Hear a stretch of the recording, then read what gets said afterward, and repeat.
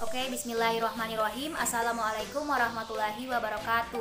Perkenalkan, nama saya Dewi Anggriani, NIM A1A61930. Pada kesempatan kali ini saya akan mempresentasikan materi mengenai komponen-komponen dalam kurikulum. Adapun komponen-komponen dalam kurikulum yang akan saya presentasikan mengenai komponen tujuan dan komponen evaluasi.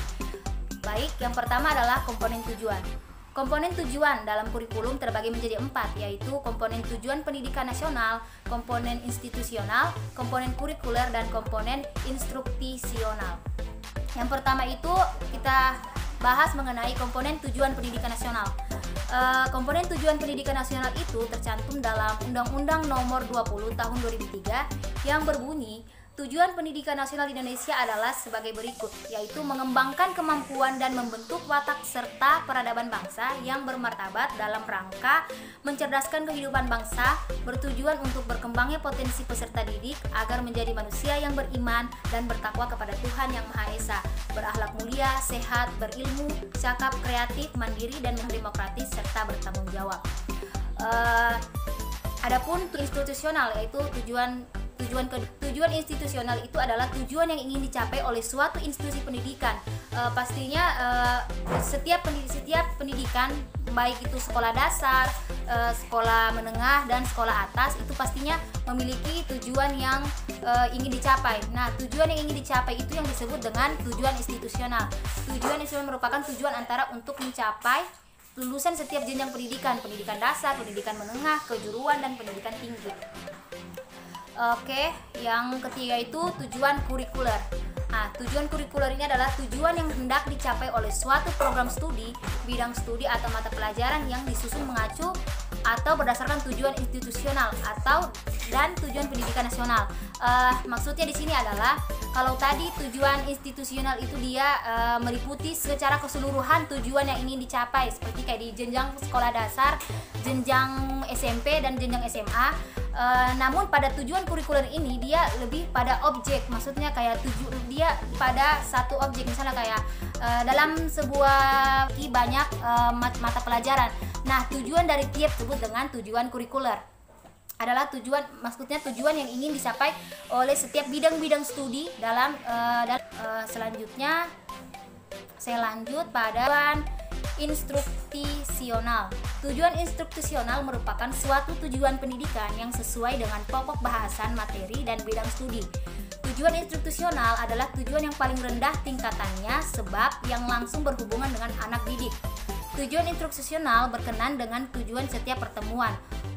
Maksudnya di sini adalah tujuan instruktisional ini dia adalah tujuan yang berdasarkan pertemuan dari seorang guru. Misalnya kayak pada hari ini guru menjelaskan mengenai persamaan dasar akuntansi. Berarti tujuan dari yang ingin dicapai oleh guru adalah bahwa siswa-siswa di SMA itu mengerti mengenai persamaan dasar akuntansi.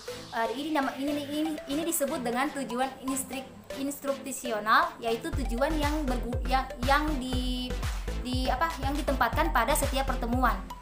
Baik, selanjutnya kita bahas mengenai yaitu komponen kedua, yaitu komponen evaluasi. Mengenai evaluasi tentunya yaitu mencakup penilaian, perbandingan, atau justru kriteria. Maksudnya penilaian komponen evaluasi atau penilaian kurikulum mencakup semua aspek batas belajar. Menurut adalah suatu program untuk memberikan pendapat dan mengetahui arti atau faedah suatu pengalaman.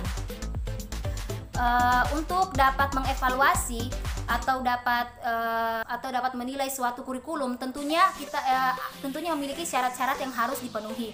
Adapun syarat-syarat yang harus dipenuhi dalam penilaian kurikulum itu yang pertama itu memiliki validitas.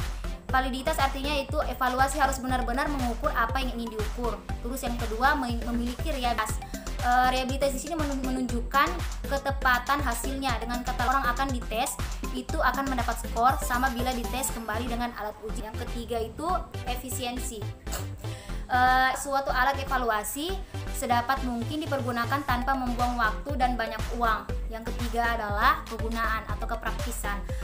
Itu alat yang digunakan oleh evaluasi dalam kurikulum yaitu untuk memperoleh keterangan tentang siswa. Tentunya dalam hal ini evaluasi kan berbicara mengenai penilaian. Tentunya dalam hal ini penilaian penilaian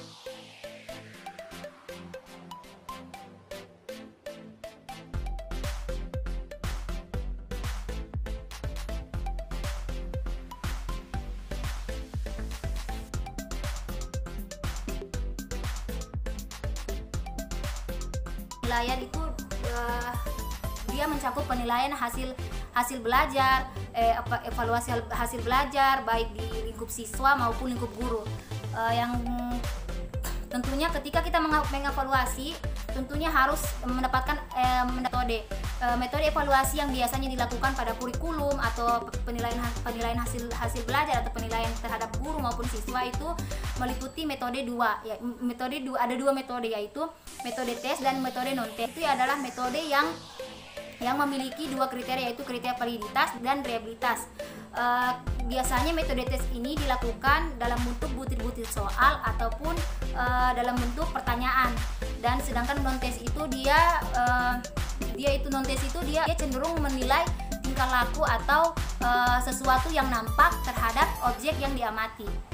Baik, itulah hasil presentasi dari saya. Lebih dan kurangnya mohon dimaafkan. Wabillahi taufiq wal hidayah. Wassalamualaikum warahmatullahi wabarakatuh.